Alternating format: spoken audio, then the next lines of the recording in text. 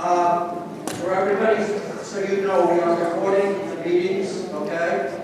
And we decided to do that a couple of months ago for a number of reasons. One, we want our meetings on record. We have nothing to be ashamed of here. We put them up on YouTube for people to see. We want to bring people into our community, recognizing that we can have some people who may be disruptive. And we want it on video and recorded so that we can complain to the board and or the association if indeed they are causing a problem here. All right? And start with the Pledge of Allegiance. Oh, good man, good man. Everybody?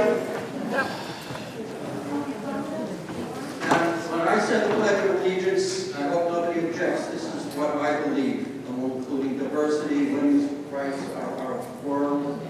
We want to protect it, and people with disabilities and all. So with that, I pledge allegiance to the flag of the United States of America and to the republic for which it stands, one nation, under God, indivisible, okay. Janice, do you want to first start to talk about your little project, what you're doing? Yeah, I can do that. And How's everybody tonight? Good. I don't think.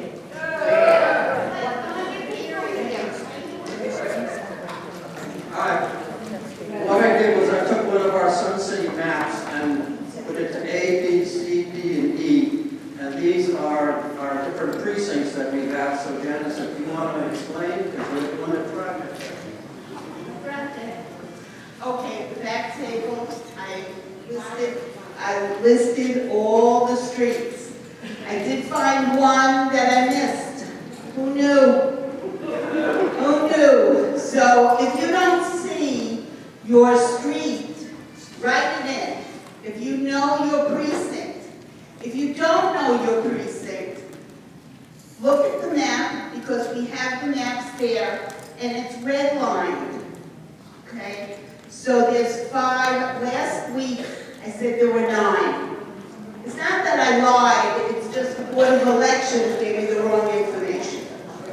We have 5, okay? And I want to thank Lynn and Milo, Wolf, for helping out. They really, helped me out here. And what I did was put it on clipboards. Now, when you find your street, I'm going to ask you to just put your name anywhere on that sheet. I'm going to be asking for volunteers down the road, not next week, but down the road.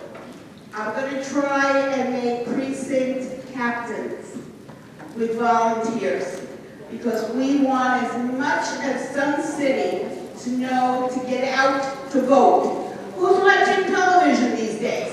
Raise your hand. You poor things. Really, poor things.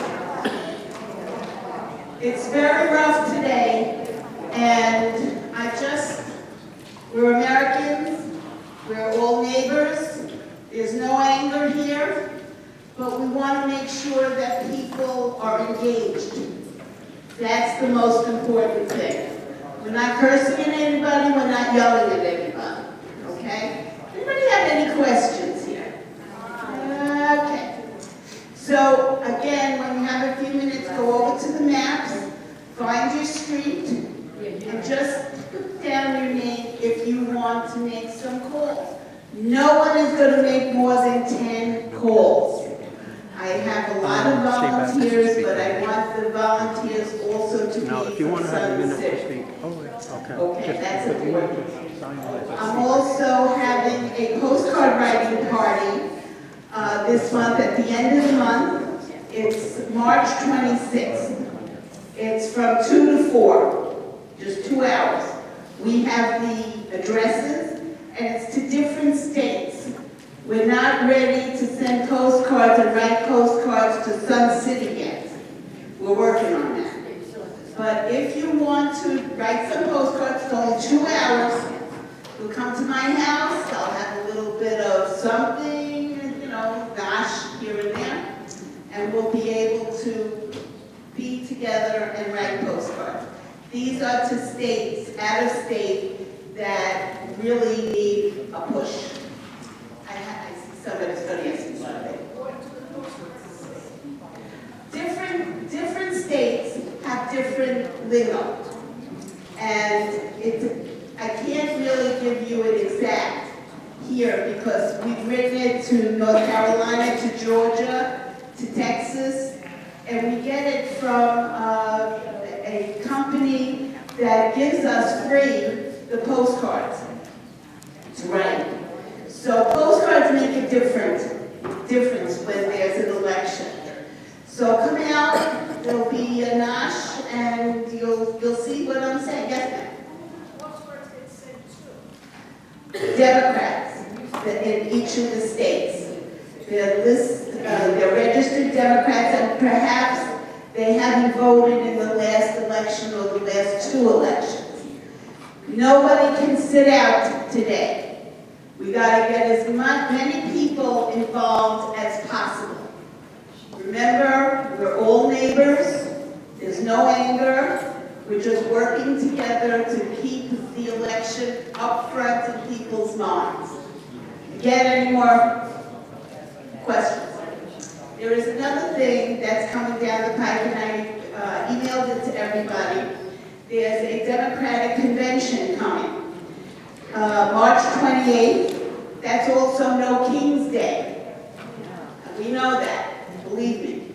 So if you want to partake of the convention, all the information is there that I mailed to you. If there's any questions, you just email us and I'll get back to you. But we will attend the convention, and then right from there, we go to No King's Day. So we're not going to lose out with our protest. Yeah, okay, good. This is in your mailbox today. Okay? March 28th. Okay, who's going next? And then it ends at 3 o'clock, and the No King's Day begins at 4 o'clock. So if you only want to go to the No King's Day, please, we have had quite a number of people going from our group in the past. And you know what gets me? You have our Governor Lombardo, and I've got our President saying, George Soros, and I'm going to mix it around George Soros, okay? Zorro, the Zorro Ranch and Epstein and everything. We've got to keep that in our mind. But anyway, the whole thing is, it's bass backwards in my opinion here. But when you got our Governor, our President saying, George Soros is the one funding everything, and everybody comes in with a nicely printed signs, and there are all these mahogany poles and everything else like that. And I'll show you pictures. I'll send out pictures we have. Every sign that's out there and is unique. There are very, very few. I won't say every, but there are very few signs that are printed, and those that are very small and minimal. So anyway, last time used some of our club money that your dues is to help us make our own signs, because we do not get any money from George Soros or anybody else. Okay? Anyway, it's so much that, to me, it's just absolutely insane what is going on here. Anyway, I want to play. This is going to concentrate mainly tonight is mainly on Nevada and Las Vegas. But Federal prosecutors released body cam footage on Tuesday in the case of a Chicago woman who was shot multiple times by a Border Patrol agent during an immigration crackdown last fall. On October 4th, Chicago teacher Marimar Martinez was following agents in her vehicle, warning residents of their presence when a collision between her and the agent's car occurred. The U.S. Department of Homeland Security said Martinez rammed the agents with her car, but the footage suggests that the agents could have struck her vehicle themselves. Shortly before the crash, an agent in the vehicle said they're going to make contact. After the collision, Border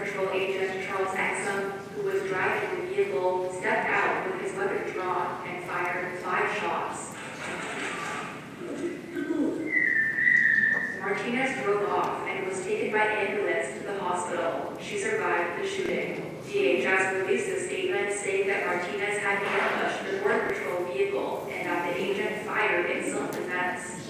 Martinez was indicted on charges of impeding a federal officer. The charges were dropped in November, but the DHS statement labeling her a domestic terrorist remains online. Federal prosecutors also released text messages, emails, and other records on Tuesday. Among them was an email sent by Border Patrol official Greg Levino, who thanked Exum for his excellent service and situation. I'm going to stop it there. We don't need to look at him. You know, you have Renee Good and you had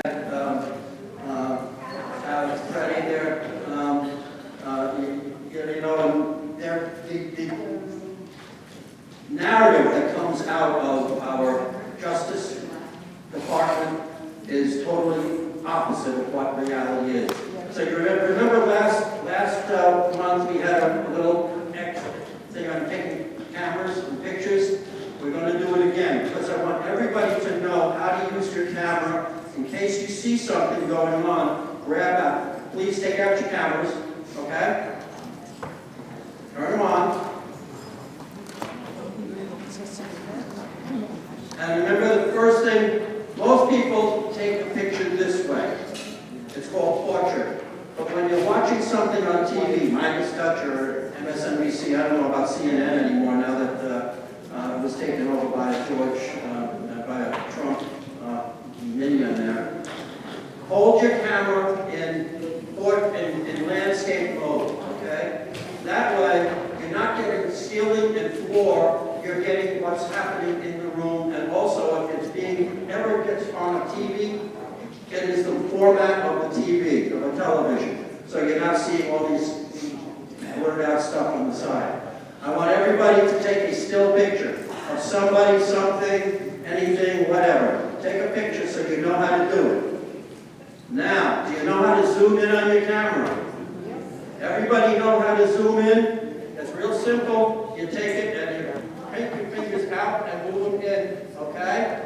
Move your fingers out and move your fingers in, and you can zoom in and out. That way you can stand far away if there is action happening. You don't have to get yourself right into the action.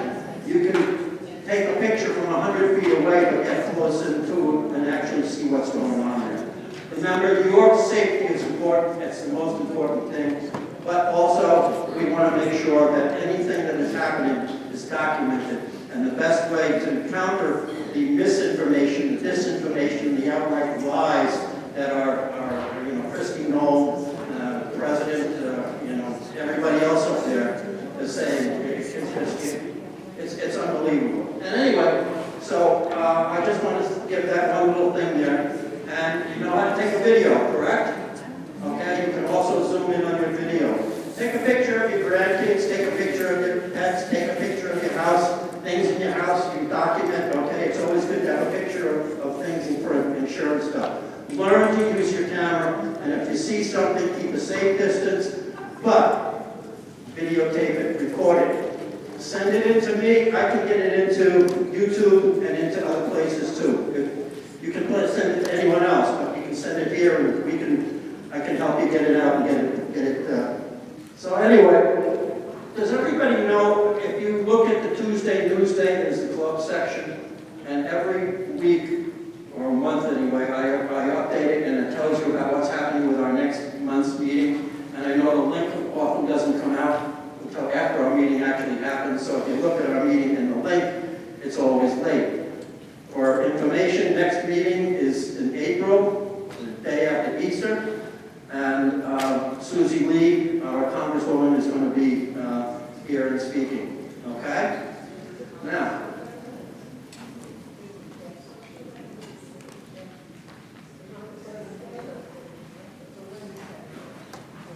Shay, remember this picture?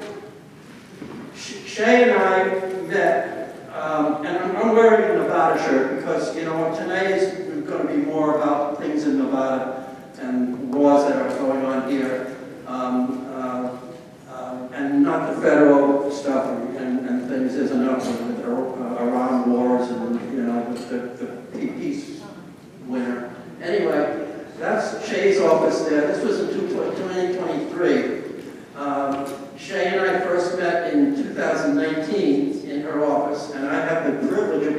first constituent who met her in Carson City. And then for almost a year, Shea, you, me, Eric, where are you? Over there. And a couple of other people would come because you came here every month and sat here with people talking about what was happening and what needs to be happening here in Sun City. So Shea really cares about Sun City. She knows Sun City. She knows Nevada. She was originally scheduled to be here in, I believe it was November. Is that correct?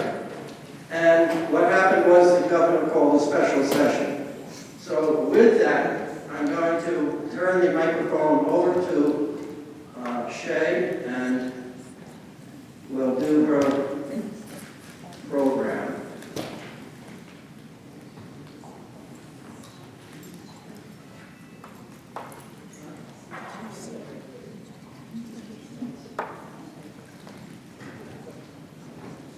Good evening, folks. Can everyone hear me? You can't? I know. Oh, there we go. Thank you. I needed to first hear myself to be able to speak. Because I know, because if I don't speak up, someone will tell me later tonight. So as I'm speaking, if you can't hear me or you need me to slow down, just start waving your hand and I'll kind of understand that I'm either going too fast or I'm not speaking loud enough. You know what? I'm gonna hold the microphone. It's too weird me standing there. So, good evening. I'm so excited how big this club has grown. As Norman said, I've been kind of coming into Sun City since about 2018 when I first decided to run for the state assembly. For those that don't know me, I'll kind of give a quick 30-second elevator speech of who I am. So once again, I'm Shea Backus. I'm actually a third-generation Nevadan. I was born right here in Las Vegas. A fun fact about myself is I almost was born at a Runnin' Rebel basketball game. So my weakness in life is I don't like to miss home basketball games. And so that's my one thing I do for definite joy and put as a priority with my family. But as our Nevada State Legislature, for those that don't know, we're a part-time legislature. We serve 120 days every other year. And since I'm in the Assembly, I get the privilege on even years to run for public office to serve in the odd year.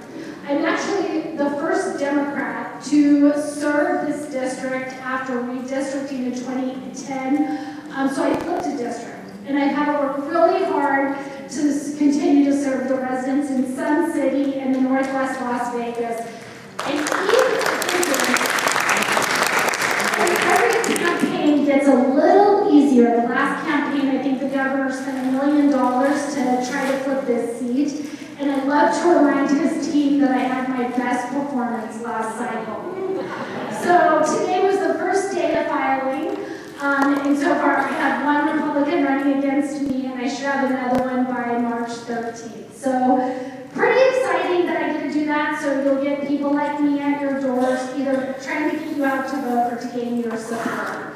So since I've had the pleasure, I've served now 3 regular legislative sessions and 5 special sessions. During that time, my leadership has promoted me. I served as the chair of Revenue and Economic Development, and I am the vice chair of Ways and Means. So I deal with a lot of money in Nevada. So if you have any budget questions, tax questions, economic development, I'm always happy to answer those, as well as other bills, because I pride myself on reading everything before voting. So with that, tonight, then in my daytime, because it's a part-time gig, I'm a civil commercial litigator. I have my own small business where I have a firm of less than 15 people. So I kind of get what it's like to run a business. So I bring that knowledge with me to the Nevada State Legislature.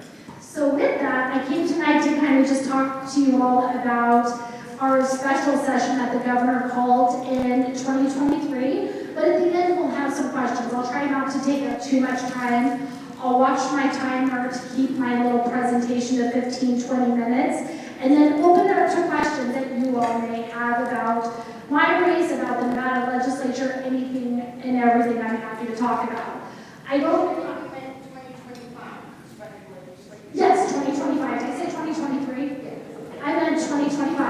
2 special sessions in 2023, 1 in 2025.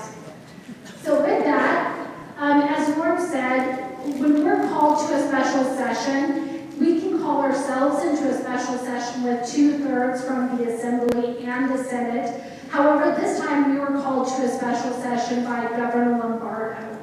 And I kind of put up here because this was kind of a little more, I think this was bigger than when we got called for COVID.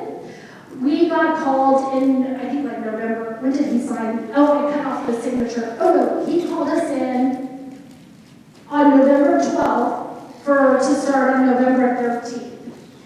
The reason why the rate is that way is the governor also had campaign season.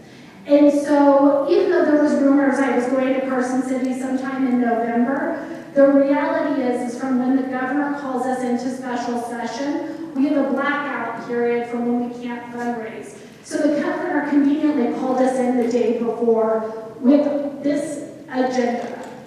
And usually when you're going into a special session, it's usually for extraordinary circumstances. It could be like when we had to go in for COVID because we were losing 25% of our state revenue and we needed to figure out how to fund state government. This time we kind of went for a variety of things. On the last day of regular session, there were a lot of bills that died, including the governor's crime bill, some money bills of things that didn't get funded. So really that's kind of what the main trigger was, as well as how many people heard about the Hollywood bill, the transferable tax credits. I kind of talked about it when I got back from special session because I wanted to figure out what the pulse was of my own constituents because I knew I would probably eventually have that issue before me again. So those were kind of things that went on to the special session, but I'll kind of go through and highlight. This is just up close of the items that were on for special session pursuant to what the governor wanted us to do as work. So special sessions, I feel, are not as special as they once were. At some point, we went into having a 120 days time limit to do the people's work pursuant to the Nevada Constitution. When that happened, what followed were lots of special sessions. If you look, we had 36 special sessions, with the first being in 1867 and the last being called before this one in 2023. They're basically limited to 20 days, but in my 3 terms that I've served in our Nevada legislature, I have been in 5 of those 36. So you can see how much we have to go to special session. A lot of it focuses around our state budget, because when I'm in Carson City every other year, we're doing a budget for 2 years. We're kind of a big state for that, so that's kind of when we have to go back and do some work. So these are just some fun facts from the 35th session. We served 7 days, exactly with sine die on November 19th. We actually considered 16 bills that were introduced. Only 13 made it out of the legislature and onto the governor's desk for signature. He didn't veto any of these bills. 11 resolutions were introduced. Resolutions do not require the governor to sign off on those. They just have to pass out of both houses and go to the Secretary of State.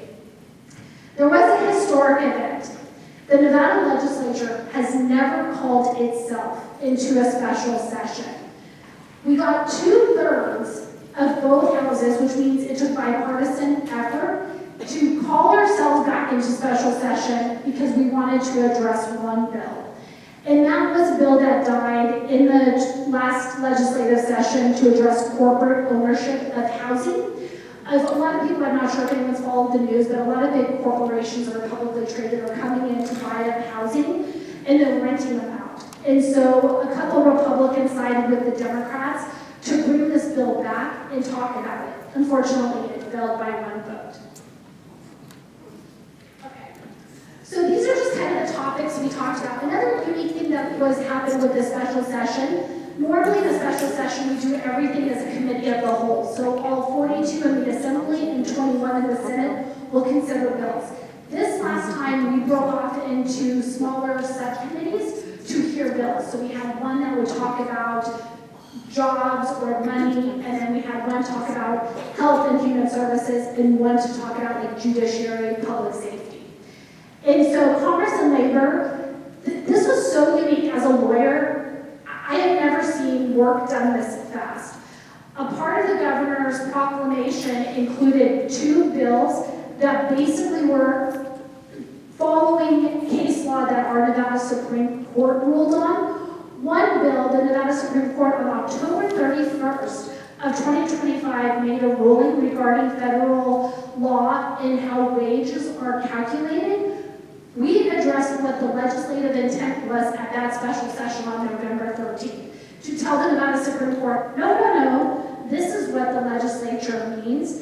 Basically, our law did not adopt the federal laws regarding like when you show up to work. Nevada is a unique state because we have a lot of people employed like at our casinos. And when they're going to work, they may be able to use the restaurants there. They may go earlier. And so this bill arose out of a case of Amazon delivery workers, I think, doing like COVID tests or something like that.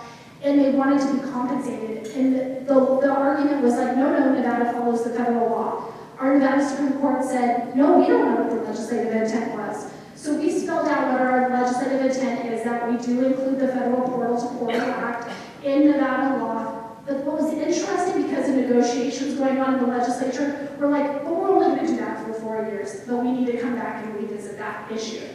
So that happened. Another one was our firefighter loan protections under workers' compensation. The Supreme Court said they need to show proof exactly when they got it, and we said, no, that's not our legislative intent, and we created a bill to clarify that under SB 7. But both of those came out. I just never seen them. It's amazing that you have 3 branches of government do work in like 15 days. That's amazing. Commerce and Labor, also for liquor sales. We always say we run bills, and because we're doing a lot of work in 120 days every other year, there's unintended consequences with our bills because, we may think it's all fleshed out, and then when you go into the actual application of the law, sometimes it's not. So we did a liquor sales bill to clear up. In Nevada, for those that may not know, we have a 3-tiered system on liquor sales that basically you have from the wholesaler to a middleman who distributes to the retailer. And there was a law that was passed that the distributor could basically go into people's bank accounts and pull the money out to be paid for the liquor sales without the invoicing. The casinos got really concerned about that because obviously they have to adhere to gaming laws, and they were worried about a third party just going into their bank accounts, and so we kind of fixed that up. I imagine that's going to come back before the legislature because other people were kind of left out of that bill. The other thing was rental cars, and this is funny because I'm an attorney who does insurance, like coverage work and looking at insurance of policies, and this was interesting because I remember this bill coming before us in the legislature, and I'm like, so you're going to tell me someone who's at a rental car desk renting a car is going to know whether or not someone has coverage consistent with the Nevada law? I'm like, people hire me as a lawyer to determine if someone has coverage. So I was like, okay, I ended up voting for it, but I was like, this looks like it's going to be a little crazy. Unintended consequences, they realized they couldn't do it, so we changed one word in that bill. That was the exact bill we had before us last legislative session, from shall to may. Could you slow down a little bit? Absolutely, thank you. I definitely will. The other thing that we talked about was elections. This was not on the governor's proclamation per se. What we were able to do was, it wasn't like he brought a bill. And let me clarify, he didn't bring like a bill. We didn't bring the bills, but it wasn't specified to be a bill. This was brought as a resolution, and it fell under. So what happens is, you saw how big that proclamation was. It covered a lot of different topics. And so we have legal counsel that will go in and let us know whether we can bring something that follows the proclamation.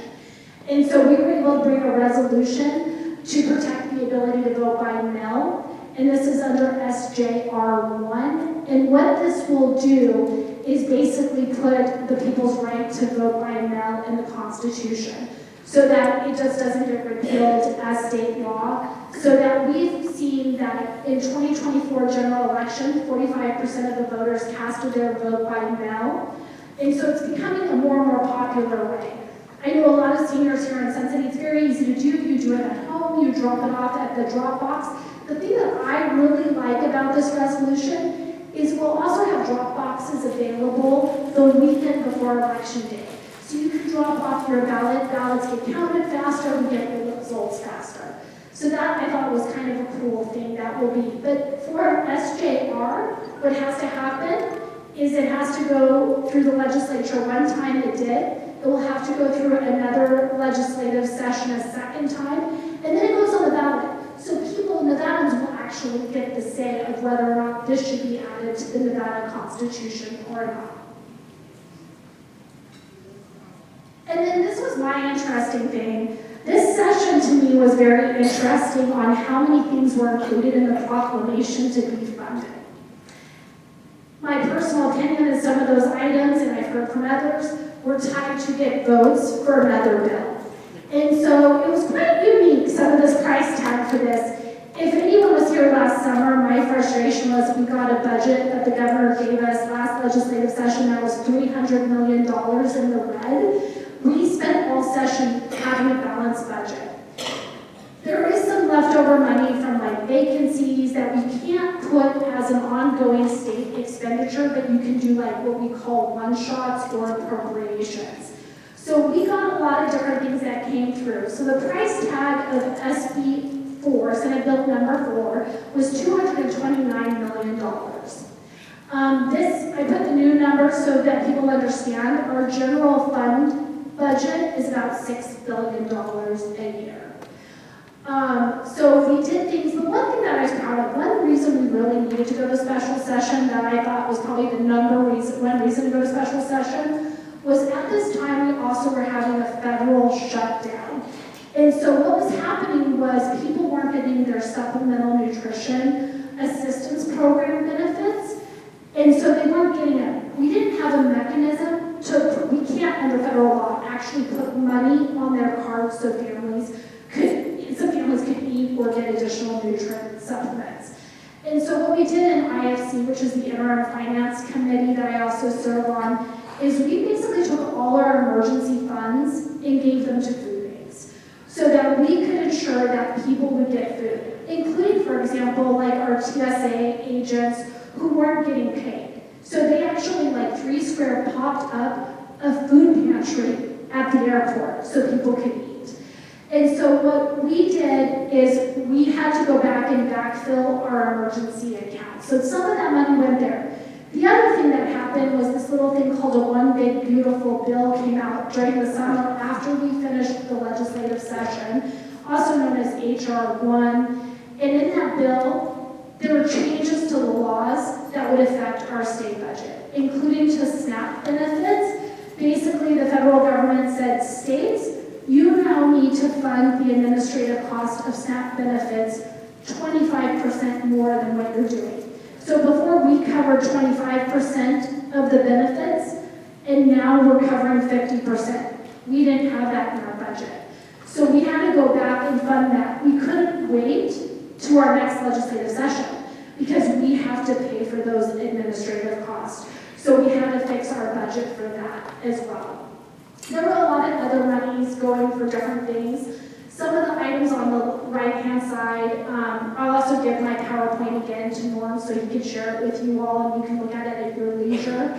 Included items that we were going to fund during the legislative session that just died because we ran out of time. So we were able to get those back in to be funded.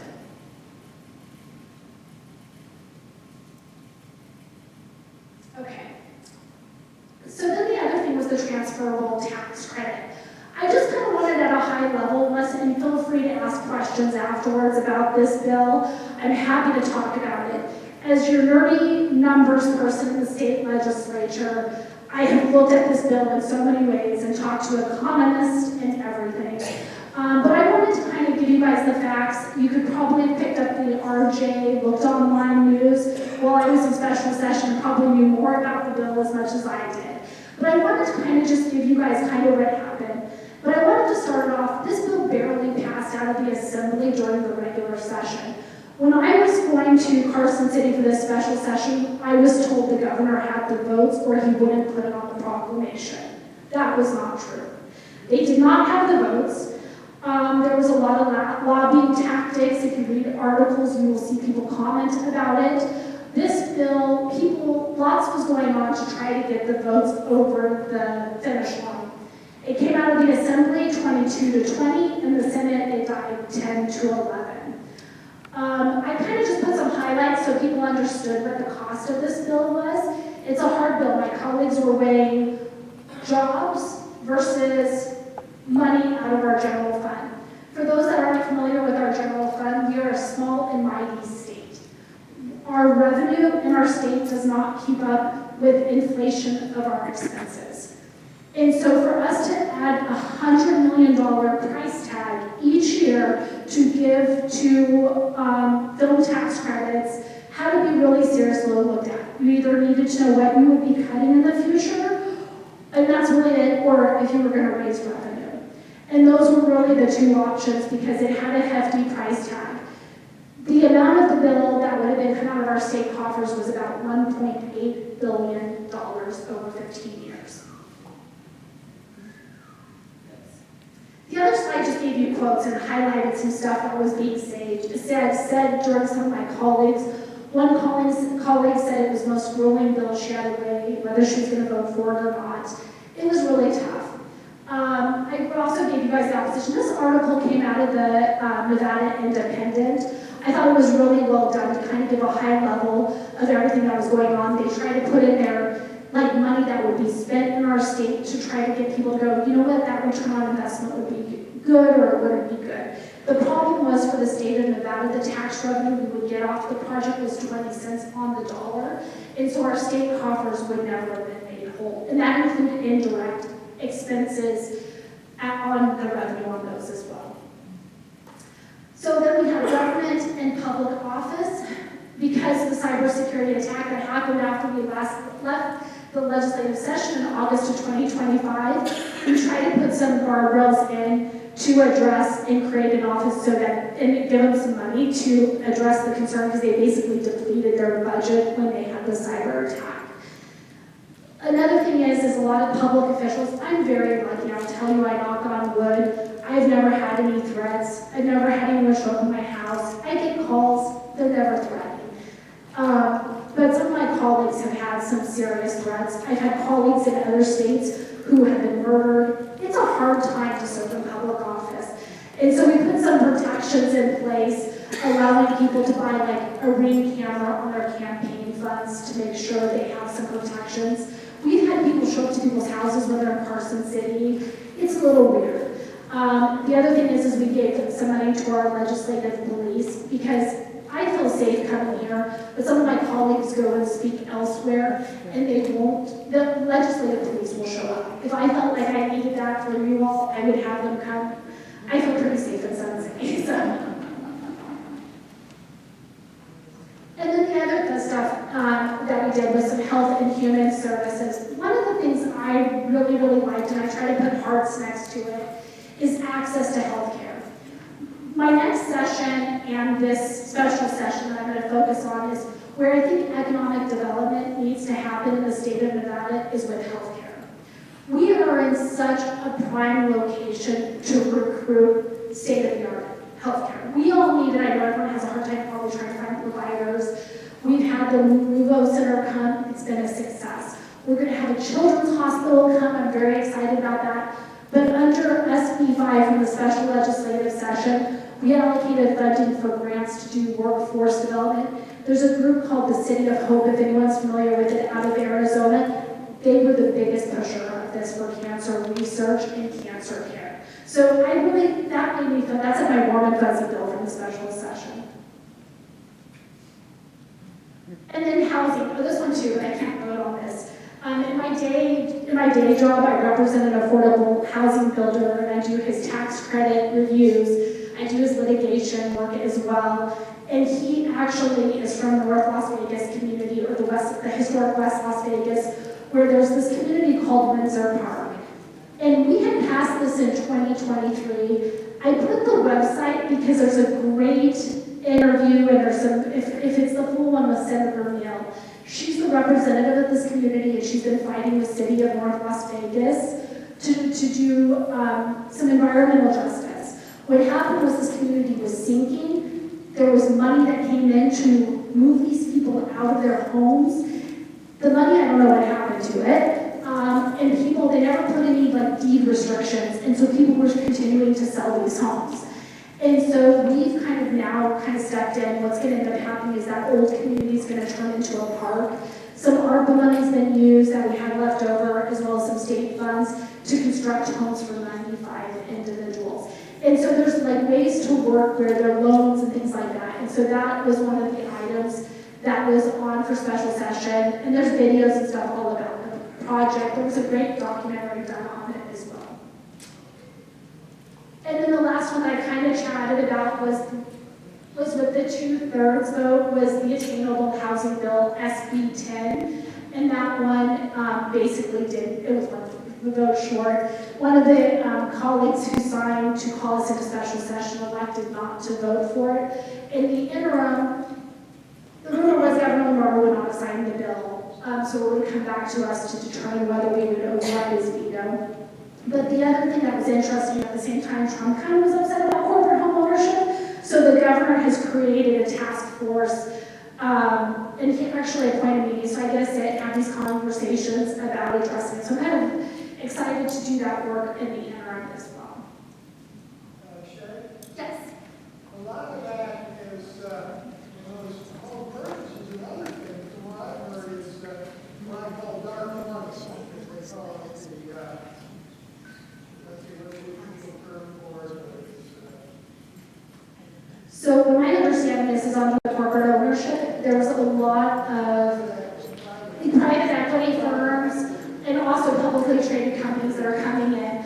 Another interesting thing that's being looked at, because a lot of, some of our most valuable property, we lose revenue as a state when it's transferred, we have a property transfer tax. And for example, on the Strip, all of the properties owned by what we call a REIT, a real estate investment, I forget what the T is. Trust, thank you. And those are also another way to escape transfer tax as well. So those are things that we're having these conversations. If anyone gets excited, you can go on the Nevada Nellis website, look at the interim committees. We will be having these fun conversations in the Revenue Joint Interim Standing Committee. Public safety. I always felt like this was one of the #1 reasons we went to special session was the governor's crime bill.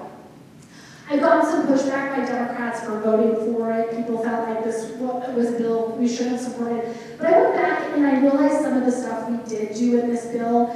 This bill was well negotiated during session. It died on side and died. I had voted for it on the floor out of the assembly, and so I was standing by my vote. But one of the things we wanted to add in there was to address some immigration concerns that was going on. So we did put some safeguards in there to protect our public schools from having agents just come into schools and taking kids or anything like that. So we did put those protections in place. But the key thing with this, during my campaign, and I tried to explain to the governor's people this fell flat, is they would use these campaign ads about smash and grabs. In Nevada, our felony theft level was determined in 2019 to be the price of an iPhone. So if you stole an iPhone without warrant, you go into prison for 6 months. That was the number we utilized. In California had a lower number, but Texas has a higher number. So, but you'll hear a lot of folks talk about the California numbers that we're more lenient than California, but we're more strict than Texas. So it's an interesting way to look at it. We did agree to lower the amount to $750 in the crime bill. There's some good stuff that protects automatic record sealing for individuals who have committed child abuse or neglect or abuse of an older vulnerable person. So these things were put in there. Once again, I'll share the slide deck so you can take a look at this at your leisure. Then another thing that was happening, also when we finished legislative session, all these kids getting killed on scooters. What is happening? You have kids, it's scary to drive down the street now. You see kids on on scooters on the street, on the sidewalks, you see electric bikes. We didn't know what to do in our 7 days. I mean, so what we did is we're gonna have our judiciary interim study committee take a look at policy that we need to be put forth to address this in Nevada law. It is scary. I mean, just driving, sometimes you want to turn out and you see these electric bikes can go up to like 30 miles an hour. So we're really looking at that and considering it. Another thing in the crime bill that was important that we put in there was to make sure and pay attention when you're going through school zones. These are serious. We are now doubling the fines in those areas just to draw attention. Hopefully we don't need to like fine people to death, but the whole thing is to highlight we gotta pay attention more in school zones because of children getting, that's where they were kind of getting hit. So we put that in there. So that's pretty much the special session presentation. I am open to questions that you may have. I'm happy to dive deeper into some of the bills, but I just really wanted to give you guys that high level look. I enjoy talking about what we do under the legislature, and I think it's important for constituents to know what we're doing. Yes. Oh, sorry. Why? I can speak loud enough for everyone to hear, right? Why do we have 2 medical schools in Nevada? And it's the problem that seems to happen even in energy. We have 2 states in one, and somehow or other it doesn't work very well. It just seems to be Speak up. everywhere we go. We have I'll the same repeat the problem. question. Okay, so I'll repeat what Byron was asking. His question was, why does Nevada have 2 medical schools? He came from Oregon where they had 1 medical school and they were able, and I had conversations with Byron before about this, and the amount of investment that's able to go into 1 medical school, so the costs are smaller, but they're able to invest more. I was not in the legislature when they approved for the Nevada Medical School to be started, or when, and she probably did. I honestly have never been a part of one of those big discussions, but I can tell you one of the things I've sat with UNLV Medical School and the amount of effort that they go through to admit students who make a priority of staying in Nevada a priority. The problem we have now, and this is an answer and it's a struggle, is we need residency seats. Is the key thing. I'm committed to work with UNLV, like however we can be creative with the state legislature. Like you guys know, we're a small mighty state, but we don't have a big revenue stream to pay for things. But whatever I can do to help them, the key is we need to basically open up residency spots. So for those that work educating, they stay here for their residency and call Nevada home because we all know we need medical providers. It's not true that we have very fine medical school, and yet when people graduate, and then one thing we're done is there's no residency program at all. So you graduate from medical school, and you need to stay. And that is true, that's the problem. The thing is, we have more than just 2 medical schools. We actually also have a DO school at OD? DO, I did the OD and DO confused. A DO school, Dr. Nelson's, yes, DO. We have Touro University. We need to make sure they're finding residency spots as well. And then we also, Roseman is also opening a medical school as well. What about the discussion about firearms at voting drop-off points and at election sites? Is that real? That you can open carry at an election site, yes. Has that always been the case? I don't know, but I know a lot of my colleagues. This special session was a very special session for a lot of my colleagues and people were trying to push back. Like for the governor to get the crime bill, people were like, maybe we don't have guns coming to voting sites so people don't feel intimidated. But that was not happening.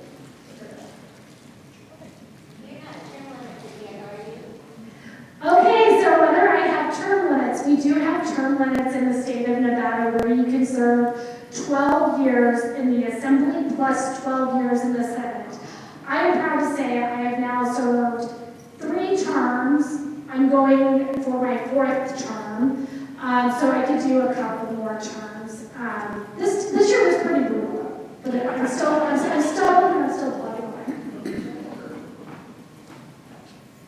I'll go to Brian. Education sucks here. And when you talk about residencies, as many as we get, we have no way of keeping those families here because they can't afford the private schools. So until something is done about education, I don't see the medical issue getting resolved. And this is like a double-edged sword. So what Bonnie's concerned about is the fact that Nevada does not perform well compared nationally for our K through 12 public education. And so the issue is recruiting physicians to come to Nevada. They look at our K through 12 public education and they may not decide to come. You know, I look at this as different ways. One, we do underfund public education, even though during my time in the legislature, I'm proud that we put historic investments into public education. We also, Senator Canizero, who's your state senator, passed a huge education bill. We're trying to put emphasis on pre-kindergarten to lift it up. Myself and Senator Canizero are both products of public education here. I've had the opportunity, I felt like I got a pretty decent education. One of the things, though, that nationwide that is looked at is the level of education around the whole community. And in Nevada, not everyone has to go to college to have the American dream. People can go into the trades, people can go into the service industry, people can actually, I think costs are getting so high right now, can really provide a stable, have a good living here.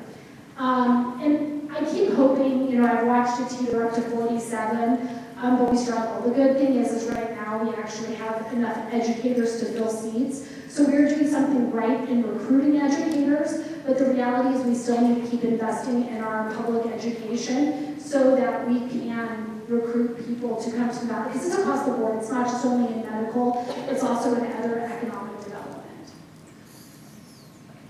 I'll go to Owen. This gentleman was discussing 2 medical schools, why there was 2. We have more and more doctors now becoming specialists. And that makes the difference. Before, one doctor took care of your corns up to your eyeball. They do not. Now we need them for your nails and for your toes. We need more medical schools, and we need more teachers for those who go past. Just You need say one, no. pick one. I'll let you guys debate.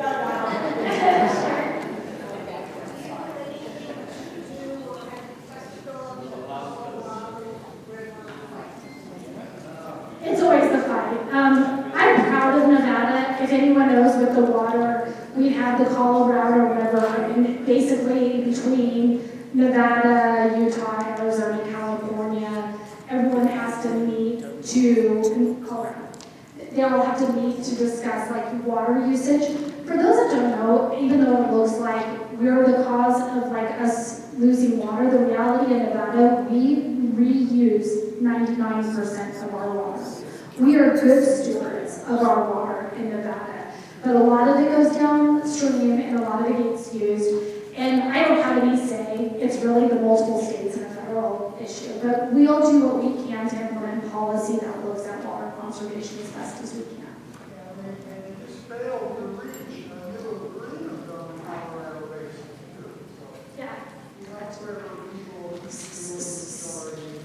And I thought that's probably where Shirley was going, is the agreement fell through. There's no agreement right now in place. So more than likely people are going to have to sue, or we're going to have to go to the federal government to have some input on what's happening with our water. Any other questions? The question wasn't, Helene asked me, how do I keep up with all of this? One, I'm proud to be a representative. You all need to know and trust in me. I read every bill. I think last session there was probably 2 bills I didn't read, and that was because they were getting amended and I had to go vote on them before they were reprinted. And I had to trust one of my colleagues on that bill, and then I'm still upset I didn't get one of the bills printed out. But I I take pride in what I do as your state representative. I work really hard, and I enjoy learning, and I enjoy doing what you guys would want in your elected official. I am an open book. My cell phone's up here when you get the PDF. Call, you guys, this is my cell phone. I use it for everything. You can text me, you can call me, you can visit me in Carson City. I also offer myself to do office hours. I'll probably start that again in Sun City. It was a little wonky because I have to use like my firm's certificate of insurance, but it's fine. I do that, and I'll probably do that again. So enjoy being an open book. If anyone has issues that you could see would move legislation or a need in Nevada, I'm always happy to talk about that. And with that, I think I'll turn it back to Lauren.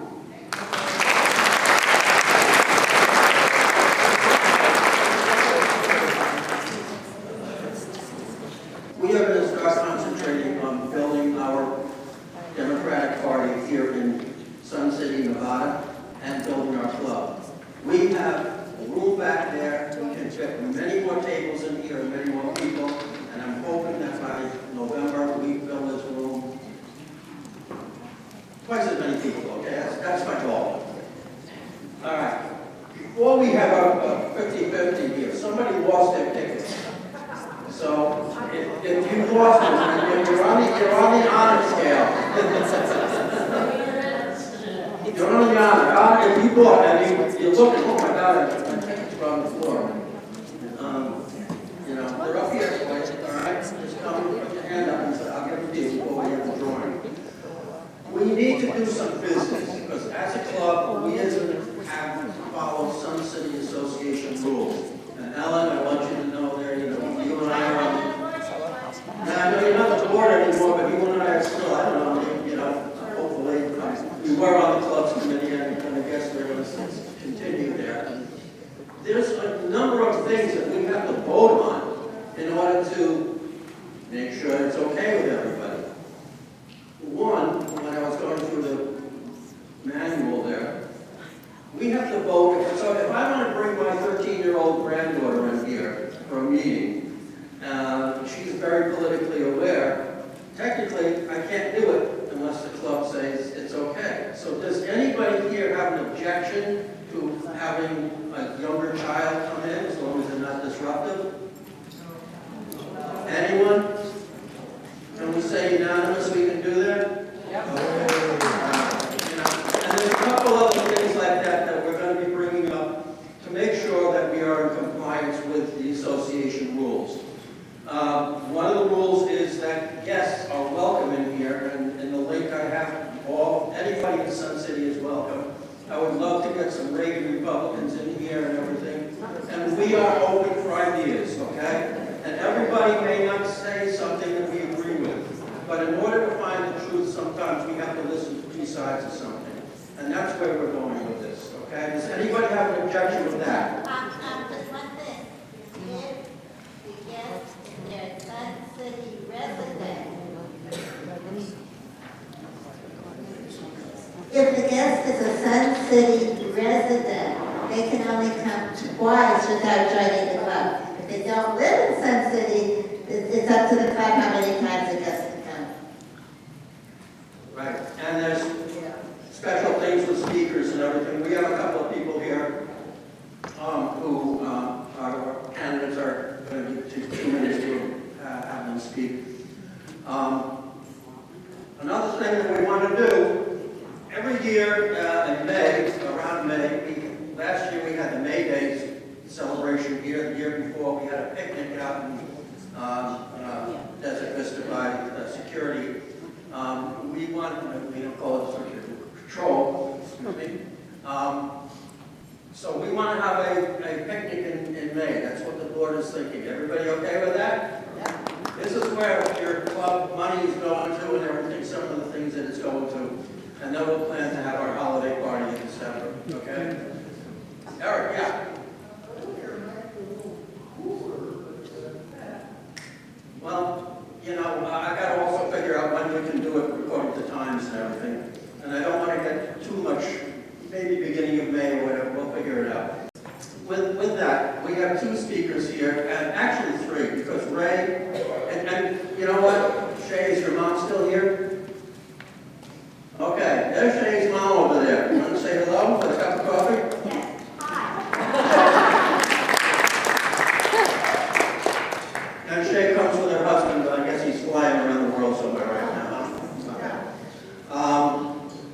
first, let's have Lonnie come up for a minute, 2 minutes.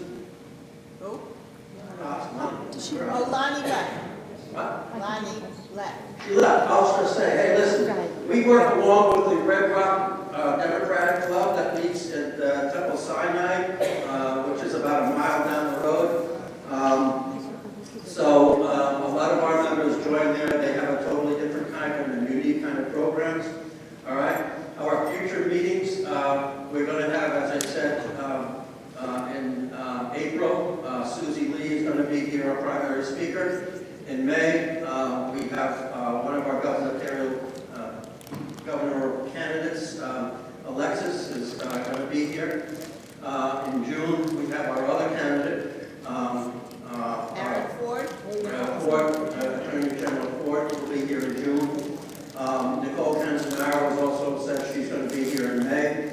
So we're scheduling a good lineup of people. We hope you talk to your friends. Talk to your friends. Help build the club. When we're doing postcards, we're going to be starting to write postcards to our neighbors and our friends here, okay? Janice has set up in the back there for your different locations where you are, so we're going to really concentrate on, hey, your specific area. Please go back to the table before you leave, and if you can, sign up for something with Janice over there. We have two. You want to, both of you guys come up here, and we give everybody 2 minutes to speak, okay?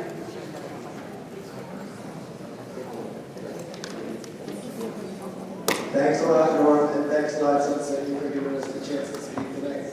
For those of you that don't know me, my name is Dr. James Lally. I'm a cardiologist here in Nevada. I'm in Las Vegas. I'm running for Congress in Nevada's 3rd District as a Democrat in the primary against Susie Lee. I'm running to fight back against MAGA, to fight back against ICE, and to fight back against APAC. And I'm fighting to stand up against the billionaires and the corporate America that takes money out of our pockets everywhere that we turn. We see this coming here in Nevada, and unfortunately, Rep. Backus, she's told us all about it. Nevada Energy is coming for our pocketbooks. As she alluded to, Nevada Energy recently forced to pay back $60 million in overcharges to its customers. They're also making it more and more difficult to be so monetarily efficient for solar users at home to have. They're going to make this money back though. They're starting something called daily demand charges in April. As Rep. Backus said, you're going to be judged on the 15 minutes you use the most energy in the day, and you'll be gouged with that.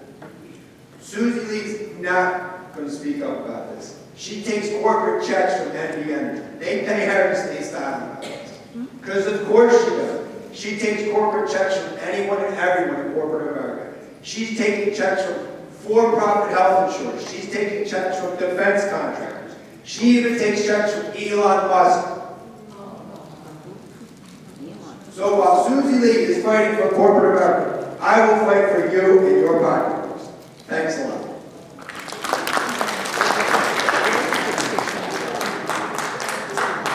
Good evening, everyone. My name is Ray Kennedy, and I'm running for Las Vegas Municipal Court Judge. Many of you look familiar to me, and I hope I look familiar to you. I also ran in 2024 for the same court, this time just a different seat. I personally knocked on 7,000 doors last time. I tried my very best to knock on every single Democrat's door here in Sun City, Summerlin, and I'm going to try to do that again. We'll see how that goes, but if I don't knock on your door, I'm hopefully going to be able to send something out to you. My message has remained the same. I am trying to create a community-centered court that is transparent, efficient, and innovative. I have 2 opponents in this race. I'm not quite up against the same machine as before, but I think this time I'm up against a little bit of a different beast and probably a very arrogant opponent. I just learned yesterday that he has no intention of campaigning at all for the primary because he is so convinced that he's going to get through. And I think that that shows a level of hubris that I haven't seen in quite a while. He was appointed to fill the seat until the election, and so he thinks that having an I as the incumbent behind his name on the ballot is going to be enough. I don't think that that's enough. I actually think that while you might have that I, not until the voters of this community actually vote you in that you have earned that spot. And I hope that you will agree with me and not allow him to simply skate through just because a select few decided that he should fill that seat in the interim. I think that it's hard work, it's coming out and speaking with folks, it's coming to these meetings, it's giving people the opportunity to get to know you is very important in the voting cycle.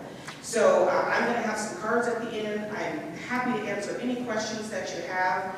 My information is on my card. If you email me, I'm the one that answers. If you call, I'm the one that answers. So please, I would love to have your support again, and I appreciate you giving me the opportunity. Thank you.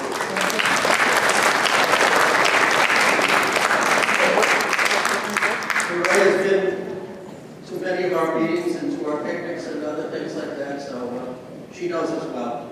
Bobby, you wanted to say something? Bobby is one of our board of directors here. Director at large. Hi, everybody. I have an idea, and I wanted to run it by you before I do anything more. Some of you may remember the SDS, Students for a Democratic Society. Did you do that in college? Against the war in Vietnam. I was at school in Boston, and it was very popular, shall we say. So I'm thinking, there's only so many over 55 communities in the United States. Nobody retires to North Dakota or Maine or anywhere. This is not a New York accent. I'll make sure you know that it's not personal. Here's my idea. Organize the over 55 communities in Florida, here, Arizona, and there's more. It doesn't matter. Some of them are just high-rises too, but they're around.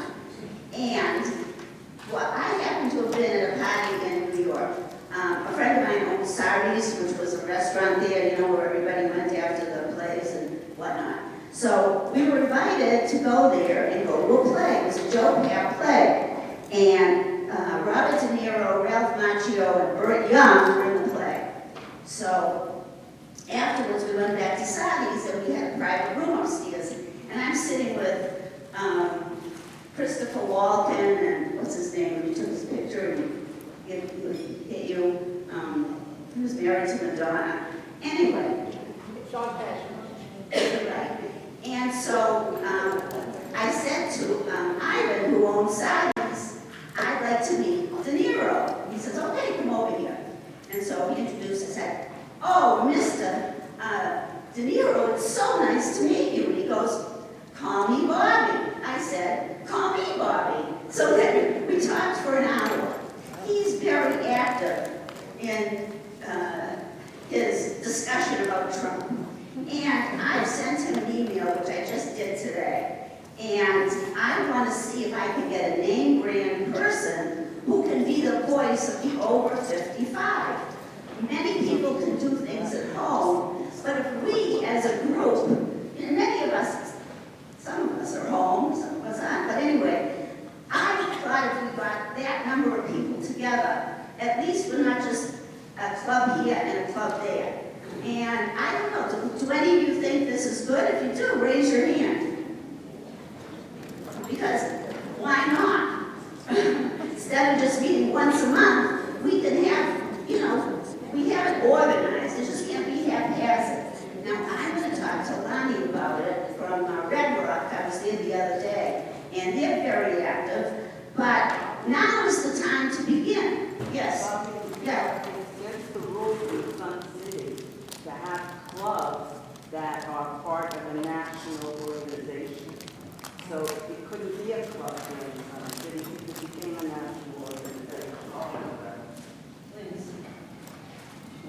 We couldn't do it as a club. We can do it as a, we can promote it through the club, but we cannot say it is a part of our club. But yes, we can promote it. People can do it in the house, or they can meet in the Starbucks, you know, Pinnacle Theater, or not the theater, restaurants. 50-50. So think about it. And we want ideas. Okay? We want ideas because I really look at that. You know, our grandfathers had the war to fight the fascism in World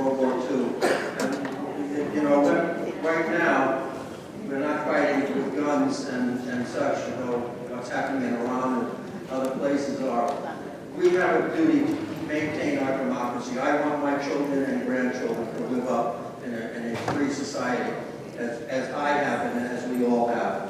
So with that, Janice, you want to come on down here? Okay, And well, I want Shay. Oh, Shay's back there, okay. So, yeah, you don't have to walk all the way to the front. Okay, come on up.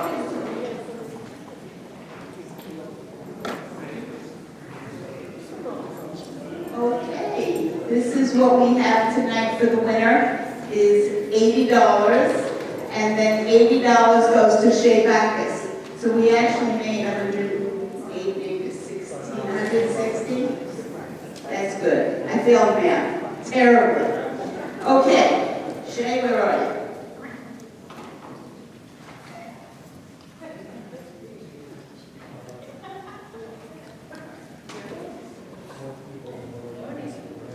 Okay, 7, 2, 6, 6, 4, 8.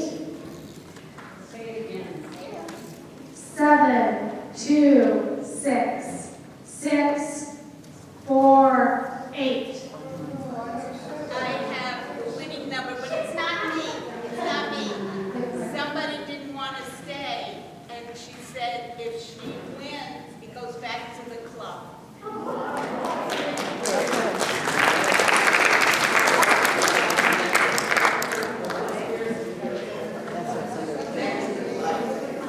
Very nice. Now, Shay, this is yours. $80.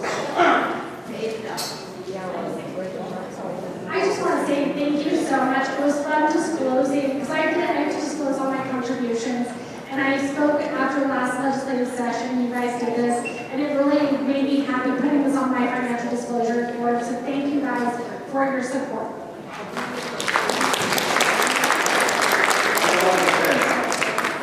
Last thing.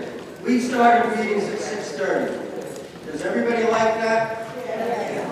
All right, we're good with 6:30. We can make it a permanent thing. Any objections? All right. Have a good night, everybody.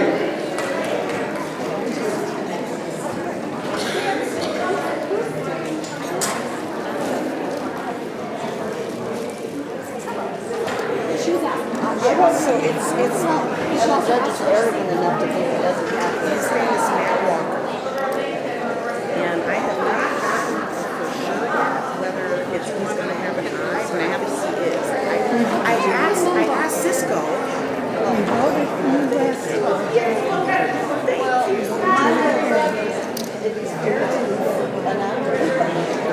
Yeah. You know, sometimes I have